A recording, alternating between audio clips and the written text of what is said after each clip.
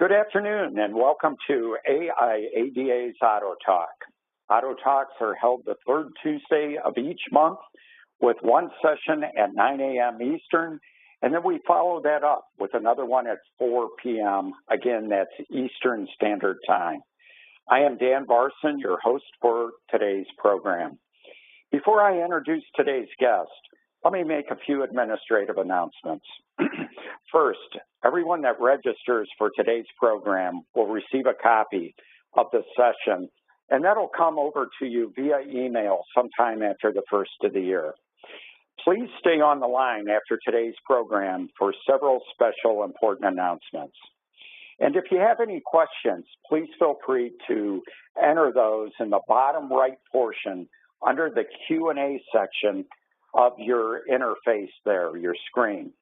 So if you see that Q&A there, there's a place for you to enter questions right there.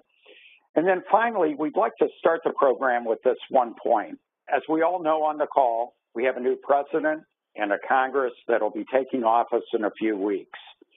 And we are quite aware that there could be some changes in policy. But today's program is based upon forecasts that we were basing on the facts and on the legislative realities of today. Now, we know there's some discussion being thrown around, possibly a border adjustment tax, but David and Tom have agreed, hey, we're going to address the questions knowing what we know today and forecast off of what we know today. So with that, I want to introduce David Lim, Vice President, Equity Analyst for Wells Fargo, and Tom Contos, Chief Economist, Car Auction Services. And guys, again, thank you for joining us. I know you were with us in June, and prior to that in December. We always love having you guys on and giving us your insights and forecasts for the year. So with that, why don't we get started with the first question? I know in June we were talking about the 16 SAR. Guys, has anything changed there? How do you think we'll end up 16? And then what do we expect for 2017? And David, I'll throw that one at you first. Yeah, so it looks like the TIV, total industry volume, is going to be around 1.6 million in December, give or take. So it's going to land around 17, at least from what we know now. Around 17.7, 17.6 million on the SAR. That would land full year 2016 at about 17.4 million, which is pretty much in line with the year before. We're thinking, through our channel checks and stuff, that 2017 is really going to be, at least from what we know right now, drawing a line in the sand, maybe 200,000 to 300,000 units less than 2017. Then it's still a robust number. It's a good number. The question at hand is, are the OEMs all in agreement to sort of a lower SAR in 17 versus 16? And we'll dive upon that a little later. Tom, what are your projections here for 16 and 17? Pretty much the same. Kind of break even through. If you look at year-to-date sales, they're almost a dead even with 2015. Provided December matches last December's total, will be very close to last year's total number. I would just hasten to add a little bit that some of the sales in November appear to have been influenced by incentive activity. So it makes it tough as an analyst to, account for that aspect. In terms of what you would expect in terms of real demand, I'd been expecting the year to be down a bit from 2015, but again, with some incentive activity, that seems to be bringing things up even. And our follow-up question, you guys, really dovetails us perfectly. I mean, what do we think, especially for next year? And I know there's a lot of uncertainty, but what do you think maybe some of the key factors will be that are driving the market? Will they be increased incentives or the age of units in operations, bank purchasing policies, and such? What are a few of those key drivers, Tom, do you think, for the 17 market? Well, one reason why I would expect 2017, just as I did for 2016, to not quite match the high in 2015, would be just cumulatively how many years we've had a very strong new vehicle sales, and we often say, the pent-up demand has probably been spent up to this point, but then the market continues to surprise to the upside. That's a good thing. I guess one factor I'm keeping my eye on is just the duration of loans. Folks, do 72, 84-month loans on cars. So some of the more recent sales, they're very upside down in terms of equity on the vehicle. So that would deter people from going in and buying a new vehicle. So that would be one factor I would throw in, along with just the cumulative, years of strong new vehicle sales. David, do you have any comments around this? I mean, it's really in general. I mean, first thing, I think it's really too difficult to tell because of what the new administration is going to do, stimulus package, infrastructure package. I mean, there's a lot of moving parts. Even with interest rates, I think the press said that the Fed may raise it like three times in 2017. So there's all sorts of numbers and speculation that's going on. I would say that if somehow some sort of there is a stimulus and it benefits consumers, then we could definitely, see the 17 million trend continue, hopefully longer. But again, this is something that we'll have to wait and see to see, what kind of factors or what kind of policies that the new administration comes out with in the first 100 days. Guys, I know leasing has continued to grow as a percent of total sales. Do you guys think we're going to continue to see strong leasing programs? And do you think we'll see them unused or CPO units? And David, I'll let you go ahead and take that one. So on leasing, leasing is always a function of residual values, right? So when residual values are theoretically good or high, you're going to see OEMs take advantage of that. Now, I think what the OEMs are doing now is they're seeing some cracks along the edges of residual values, and that's something that they got to deal with. With all these off-lease vehicles coming back in, there's probably more than likely risk to the downside. So you got a couple stuff that we have to frame up here. First, you got a lot of vehicles coming back off lease. You have continued use of high incentives, and as we all know in the business, those two are no-nos in trying to keep residual values up. So just theoretically, from that standpoint, I think it's going to be tougher to lease going into 2017. But we'll see how that all sort of plays out. Tom, what do you think about the leasing portion of the biz? Yeah, lease penetration had been running above 30% for much of the year. Then last few months before November, it had dropped just under 30%. And then in November, again, partially probably induced by some incentive activity perhaps, or just just a little bit of a recovery in the interest in leasing. We saw it get back up right at 30% according to Edmunds data, 30.5, I think is the exact number. And I kind of see it hovering in that range, for the foreseeable future. I don't see it going back up again anytime soon, because used car values are softening, and that means residual values are going to be tougher to support and make lease payments that much more attractive.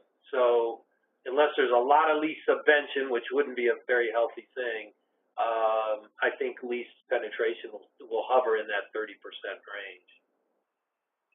And Tom, as kind of a follow-up, I mean, do we expect a record used car sales year for 17? And how did we end up in 16 on used cars?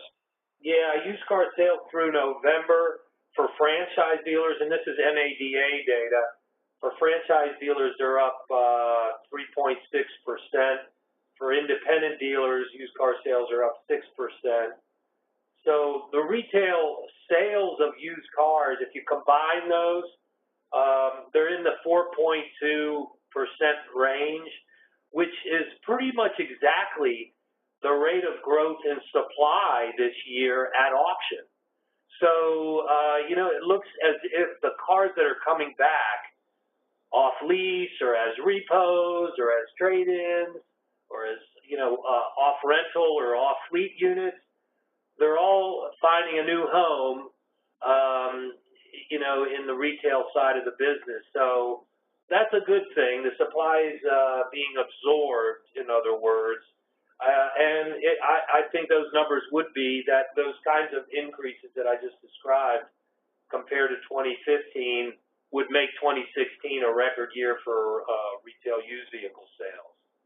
Hey, Tom, anything on CPO? And I know we touched on that on the previous question. But do you think? Yeah, that's what I was going to mention. The other thing, CPO sales, they've been several years in a row breaking their prior year record as, consumers become more aware of certified pre-owned as an alternative to new or used, strictly used.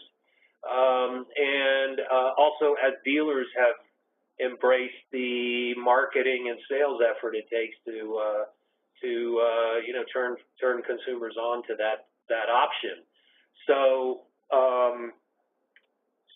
last year's CPO sales were a record at 2.55 million. This year through November, we're already at 2.41. So it looks, and that's a 3.6% year-to-date increase. So it looks again like with December's numbers, we'll break that 2.55 and get closer to 2.6, 2.65, somewhere in there for the year, and have a new record on CPO sales.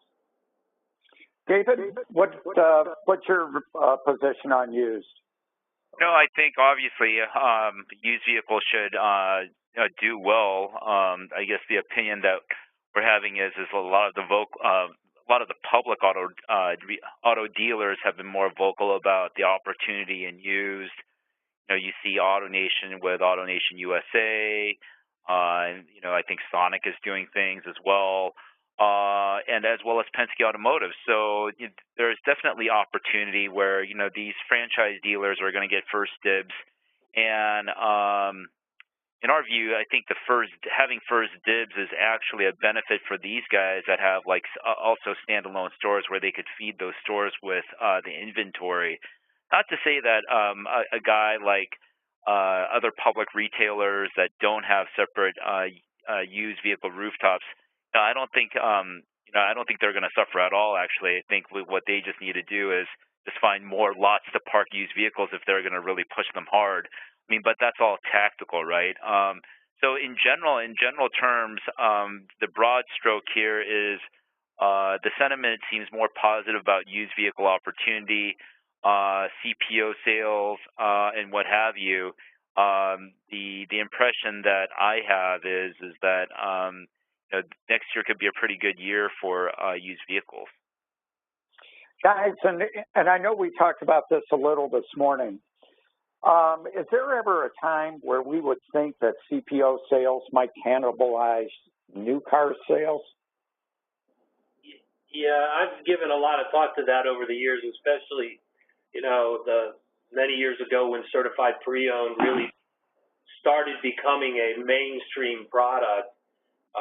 It was in response, it's really driven by the OEs, the captive finance companies of the manufacturers, recognizing that they still own the car. So when you lease a car and it comes back 3 years later, you got to find a new home for it again. So you're still the owner of that vehicle.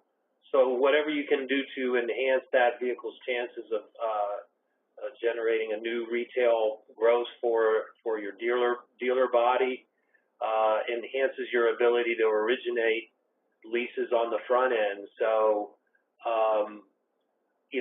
I don't see it. I see it as supportive or complementary to the new vehicle side of the business. On top of that, I think it brings some customers into the fold. Especially on the high end, folks who can't afford necessarily a brand new luxury vehicle can lease or not lease, but purchase a certified pre-owned or lease.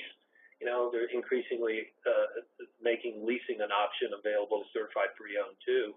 But you can get into a CPO unit, and then hopefully someday down the road you could, now that you're in the fold, you might be able to, move into a station in life where you can buy the brand new version of that. So I see it as supportive, not, cannibalistic to new car sales. Right. David, do you have an opinion on that as well? Yeah, my opinion is this, and the OEMs are not dumb, and they'll look at every opportunity to make money, and I think this is a great way to say, listen, this is another way where I'm going to again talk in general terms, like OEMs test their parts for X amount of years. Let's say it's 10 years, and they know a part's probably not going to break down for 10 years. And you have a 3-year off-lease vehicle come in with 30,000 miles, and just from the statistics alone, they might sit there and go, you know what, let's certify pre-own this and make some money off of it, getting that certified the CPO certification. And at the end of the day, the new owner might not even use what was the allotted warranty on that vehicle. So it becomes a win-win for the dealer. It becomes a win-win for the OEM, and obviously for the consumer as he or she walks off the lot saying, well, I got another couple of years. So I think, I think it's very helpful for all the players, and it's a way for, as Tom said, where the OEMs could have some stake in the ground, or actually a little bit more of a meaningful stake in the ground when it comes to remarketing off-lease vehicles. So I think it's from a strategic standpoint, I think it's pretty brilliant. Hey guys, and to dovetail that, and something near and dear to my heart, on the wholesale side of the business, we all know leasing has grown over the last few years. So, Tom, how are the volumes looking through the auction lanes and upstream? And with a projected increase in volume, what's that doing to pricing? And Tom, I'll let you go ahead and start that one. Things are following the laws of supply and demand. As the supply has grown, the pressure obviously is downward on prices. What's been really positive is certified pre-owned has helped. That's been on the demand side. That's helped a lot.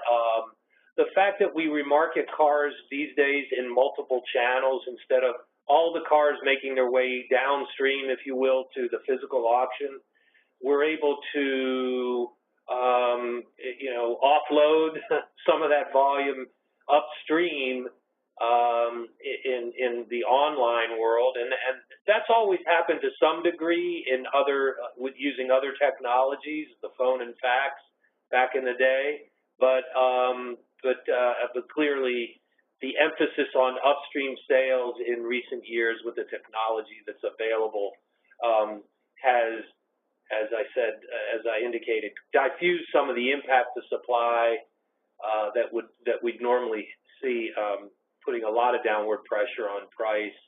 And then the retail sales that we talked about, just generally, forgetting about CPO and just looking at the absorption rate in the retail market of the growth in supply. So, as I said, it's almost like a one-for-one match, percentage-wise.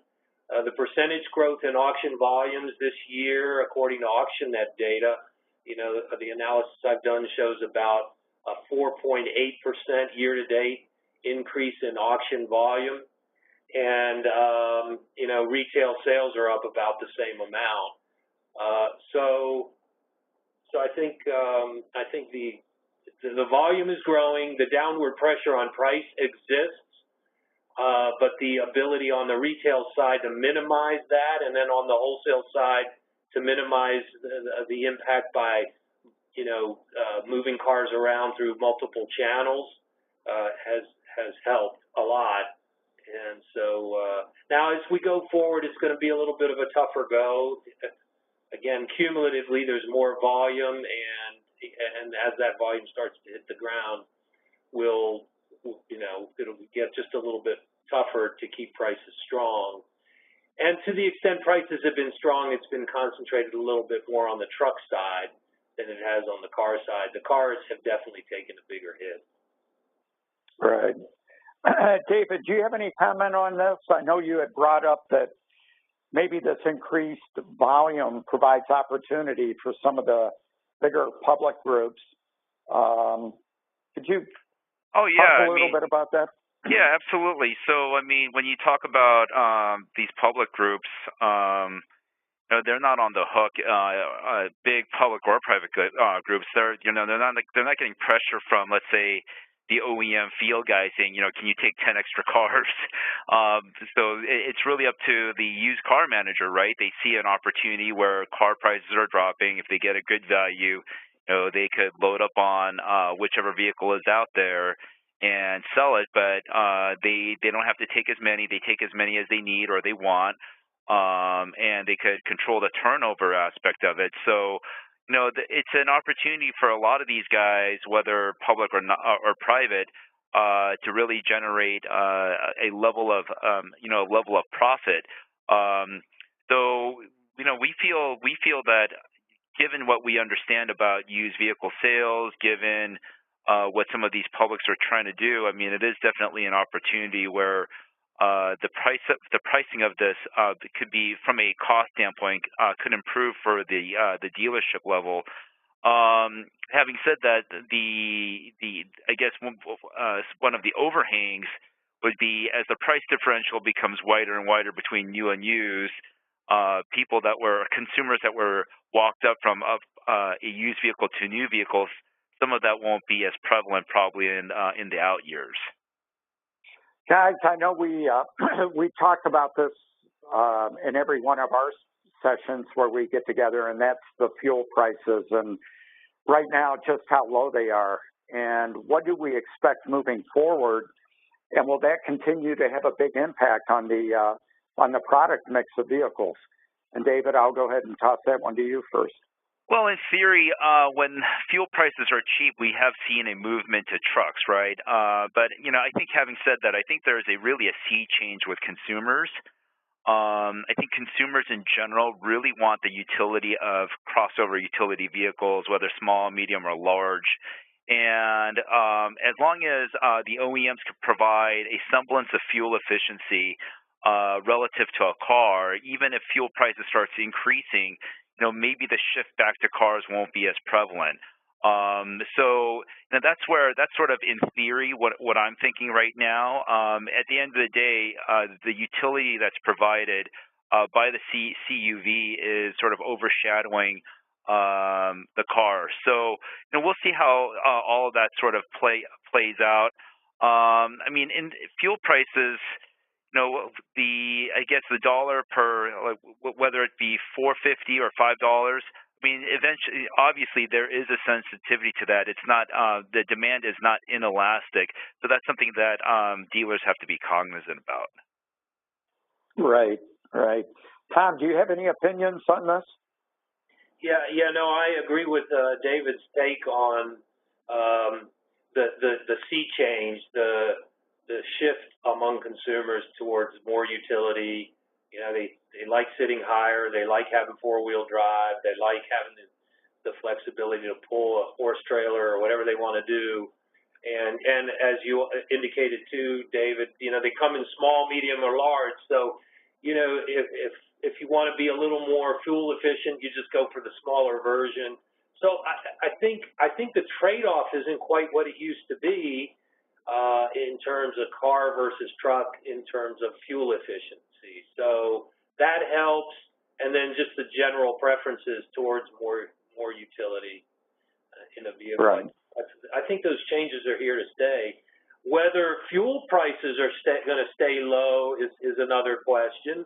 But I do believe that there's sort of a range that they'll stay in that is relatively low, that we won't get back to the $4, $5 level, anytime soon, because of, although OPEC and, Russia are talking about supply cutbacks, they're encouraging prices up a little bit, oil prices up, and that actually encourages the U.S. producers to kick in more supply. So I think it's a self-leveling kind of supply picture for oil these days, and that self-leveling, I think, will keep prices at the pump from going too much higher before, supply will grow on our end here in the U.S. and, put a ceiling on how much higher they'll go. So I don't think the pressure to go back to cars nor the willingness of consumers to go back to cars is going to be that strong going forward. I know we touched on this a little bit, and that, of course, is incentives or dollars on the hood. Do we expect to see an increase in incentives next year moving into 2017, David? What's your estimate? I really hope not, because when we take a look at before this career, I was actually in the auto business, working for an OEM, and it's the levers in this business, as you know, are very simple yet difficult to do, right? So if we look at year-to-date incentive levels on average per unit, right, it has increased like 14% year-to-date. Whereas let's just say the daily selling rate year-to-date has been flattish year-over-year. So it just tells me that OEMs are spending a lot of money just to get back to to flatness. In our opinion, if the OEM community could forecast, and this is tough to do, obviously, forecast what is next year's sales rate, whatever that may be, 17.2, 17.3, 17.4, and everybody produces accordingly, then the reliance upon incentives, becomes less. Now, if somebody thinks that the industry is going to be 18 million, I'm just throwing this out here as an example, and they size their production for 18 million, and lo and behold, it looks like we're going to do 17 million, that OEM is going to be definitely overweight, and the way that they're going to flush it through is incentives. And when they do that, the competition is going to join in the fray, and it becomes, in our opinion, very sort of an unhealthy environment. And why is it unhealthy? I mean, you're throwing away, I shouldn't say throwing away, but you're using money to move the metal. It's impacting your residual values longer term. So there is a domino effect. So at the end of the day, I'm really hoping that there's going to be rational thought from the manufacturers as they go into 2017. But it's too soon to tell. We'll see within the first quarter or two how the players are going to play out 2017. Tom, do you have an opinion on incentives going into 17? Well, it is one of the factors that I'm keeping an eye on. When I mentioned the resiliency of the used car market to absorb the volume thus far without a huge deterioration in prices. One thing we all know is that if you tack another $1,000 on the hood of a Ford F-150 in incentives, just to use an example, you take away something close to that in terms of a used car's value for a recent used car model.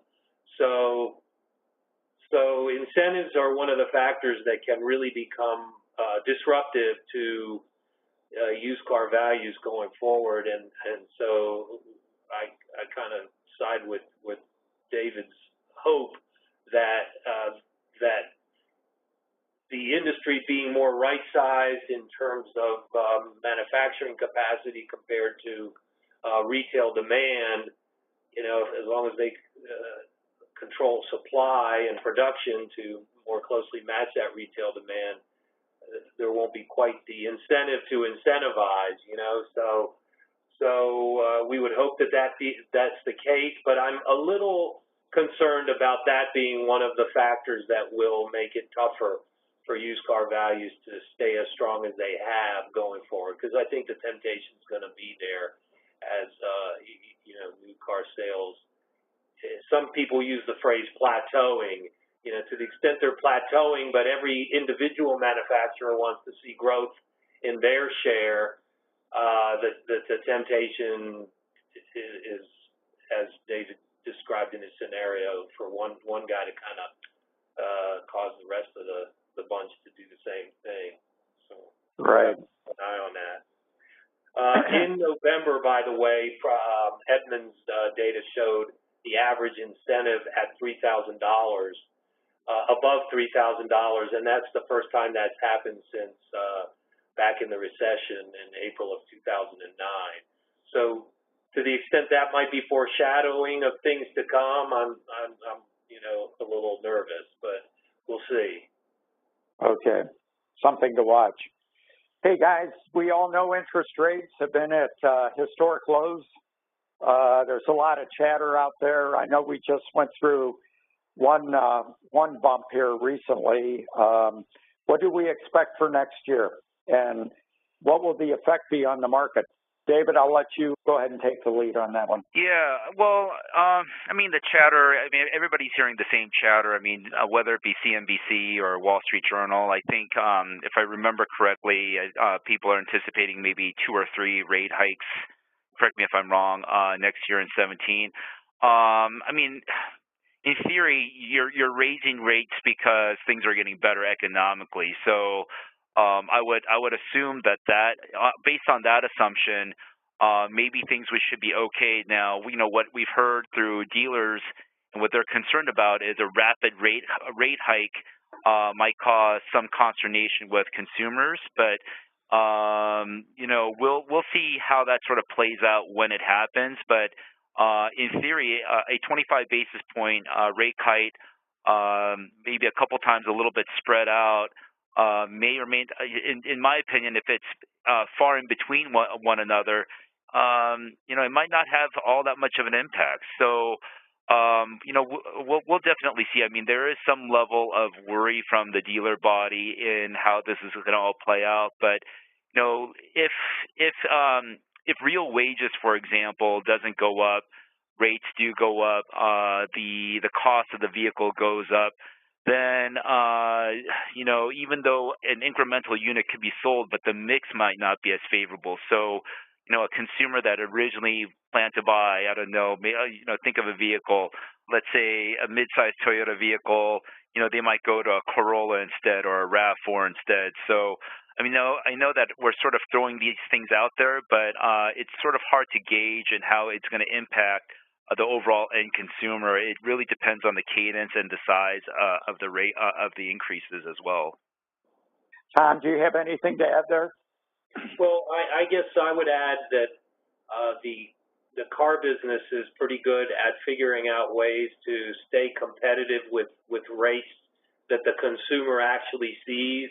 So even though perhaps the cost of funds goes up because of the rate increases of the Fed, you would still see the APRs that you could get on loans at the dealership stay pretty darn competitive, because there's competition between the captives, as a source of funding. You've got the banks, you've got the automotive finance companies, and you've even got credit unions. So really, with that level of competition and just the nature of the beast, the dealer wants to get his paper bought and get the deal done, and so does the manufacturer, and so do the banks, and everybody wants to see transactions take place. So I think that's going to be a shock absorber, if you will, to the rate increases that the Fed might be doing.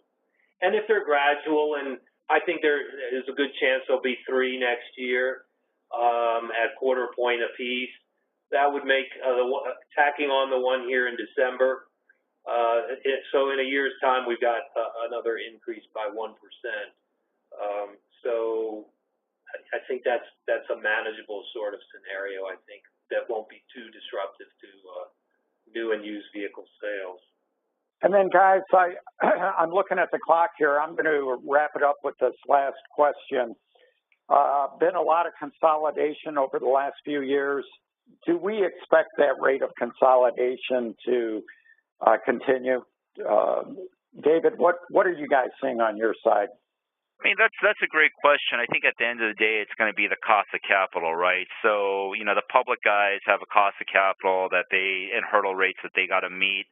For them, they're answering to Wall Street investors. So, they might be a little bit more, I don't want to say hesitant, but they have to go through their round of analysis and math to make sure that whatever they purchase makes sense.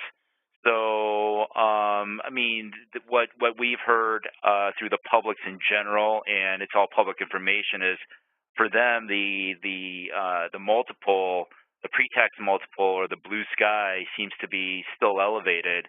But once that sort of subsides, I wouldn't be surprised if some of these guys got a little bit more aggressive with domestics, with domestic U.S. acquisitions.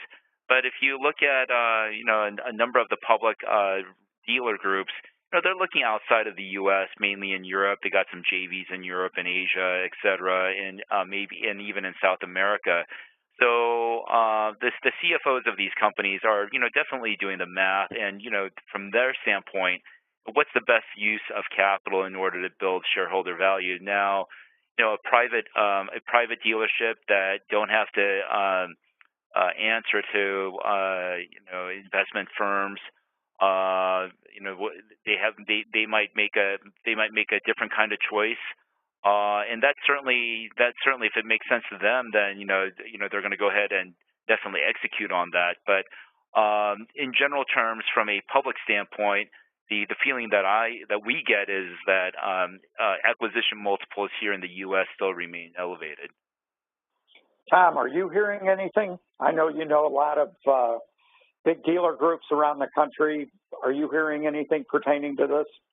I think at this point things may slow down to a crawl on consolidation, and I think the trend that we've talked about already with regard to expanding in the used car space through standalone operations, as we've seen from several of the publicly traded groups, I think that's probably the focus for 2017 at least, is let's capitalize on this availability of off-lease volume and see if we can establish a used vehicle presence out there through standalone stores and standalone brands, and that's enough to keep these groups pretty busy, I would think. There'll be some consolidation efforts too, but I think with that much work to do on the used car side, they might shy away from doing as much on the acquisition side. That's a fairly casual observation, but I hope that's something worth considering. Right. Well, listen, David and Tom, thanks so much for your time this afternoon. This was outstanding. And everybody that's on the call, please remember you'll get a recording of this presentation after the first of the year.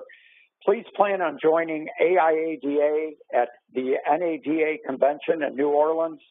We'll be hosting our 47th annual meeting and luncheon.